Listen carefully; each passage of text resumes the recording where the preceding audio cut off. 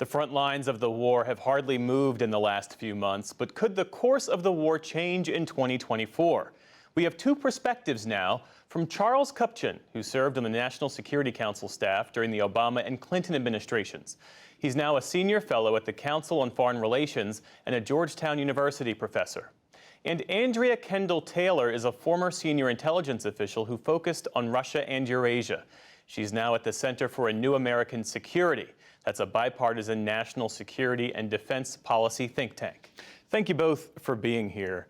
The war in Ukraine has been described to me by a defense official as a war of inches at this point, that even with the extensive support that the West has given Ukrainian forces, there have not been any significant breakthroughs. Andrea, is what we're seeing, is this the definition of a stalemate? Well, I think that's certainly the narrative that is coalescing. And it is true, as you say, that the front lines haven't meaningfully changed in many, many months. But I think that narrative of a stalemate is both wrong and it's unproductive. It's wrong because both Ukraine and Russia are really in a race to rebuild their offensive capability. We know that Russia has not changed its objectives in Ukraine, and if given any breathing room, it will progress in its goal to subjugate Ukraine.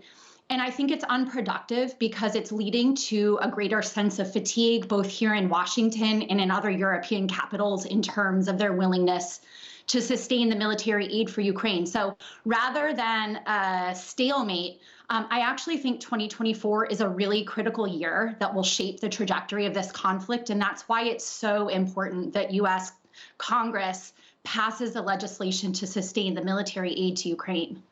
Charlie, how do you see it? Is Ukraine positioned to achieve anything more than incremental advances at this point, especially as the harsh winter sets in? Well, the Ukrainians received an enormous amount of training, enormous amount of armor over the course of 2023. They launched a major offensive, primarily in the south, and they ran into miles of Russian defenses, tank traps, minefields, various kinds of fortifications, and as a consequence, they did not succeed in taking back a great deal of land. In fact, over the course of this year, Russia actually has advanced more than Ukraine, not by much, but a little bit in the north, while Ukraine was more or less stalemated in the south. And so the question then is, what now? I think we need to come forward with more economic assistance, more military assistance, but I also think we need to pivot Ukraine from an offensive strategy in which it burns through more and more of what we give them to a defensive strategy aimed at defending themselves for the long term and rebuilding the 82% of the country that is under Kyiv's control. I want to come back to that. Andrew, a question about the support, the $60 billion plus that right now is a point of contention on Capitol Hill. If Ukraine did get that money, what's the best case scenario? Would they then be positioned to win the war? That aid will basically allow Ukraine to fortify its defensive positions, but while concurrently enabling Ukraine to train its new units and equip those new units so that they would be positioned to wage a new offensive in 2025. I mean, I think the goal here is to really help Ukraine get through what will be a very difficult year and position them to reapply pressure on Russia in 2025 to try to change the Kremlin's calculus about what it's willing to tolerate and for how long. Right now, President Putin is riding high. He believes that he's blunted the Ukrainian offensive. He sees the fatigue in Western capitals. And so he has no reason to get to the negotiating table. So it's really incumbent on the United States to position Ukraine to be able to ride this year out and apply new pressure on the Kremlin such that it judges that it can't win a long war. And in that case, they get into negotiations in a position where Ukraine has the leverage to impose a lasting peace. Picking up on that point, what would those negotiations look like, adding your perspective that Ukraine should focus on consolidating as opposed to continuing its offensive? I think we need to have a plan to make sure that Ukraine has what it needs to defend itself. And I think that the prospect of a new offensive, of trying to break through Russian lines, of taking back Donbass and Crimea, that doesn't look likely.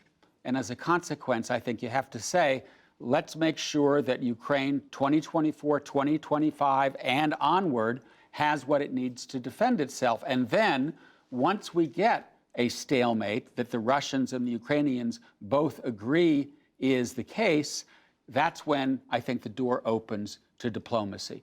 Will the Ukrainians in the near term get back their land? I doubt it. But I think their chances of restoring territorial integrity are better at the negotiating table than on the battlefield, especially after Putin leaves power, although that may take quite a while.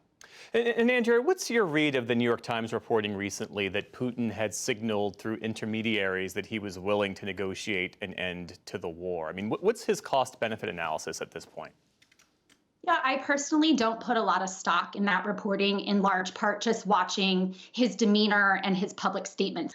He believes that he has the upper hand in this conflict, and he's watching a West that appears to be tiring in its support for Ukraine. And so it's hard to imagine that he would be willing to enter into any negotiations that Ukraine would find acceptable. I think at this point, if Putin is even thinking about negotiations, which I don't think he is, but if he is, when he's thinking about negotiations, he's thinking about the subjugation of Ukraine, and those terms would be entirely unacceptable. So it's not a productive place to enter into negotiations. And President Biden has said repeatedly that if Putin is successful in seizing Ukraine, that he won't stop there, that other parts of Europe could be at risk.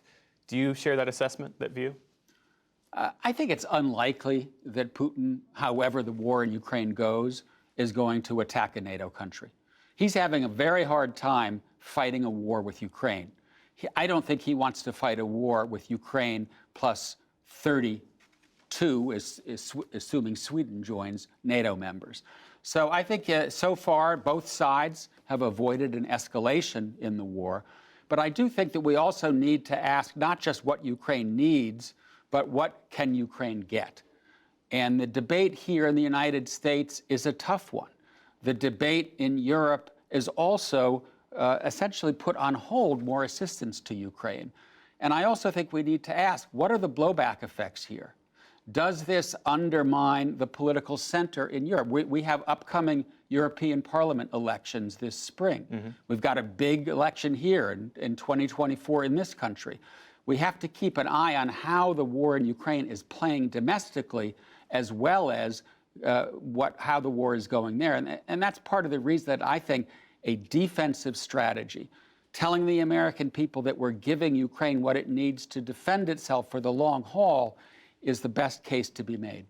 The one point I would articulate a bit differently than Charlie is I do think that Russia is likely to remain a durable threat, including to NATO countries. And you look at Russia's mobilization of its economy. It's put its economy on a wartime footing. It's increased production of drones, of missiles to levels that are greater than they were before the war started.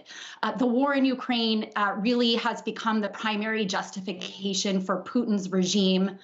And I worry quite a bit that particularly if he's successful in Ukraine, that he could turn his sights, including against a NATO country under the right conditions. And so this isn't something that's going away.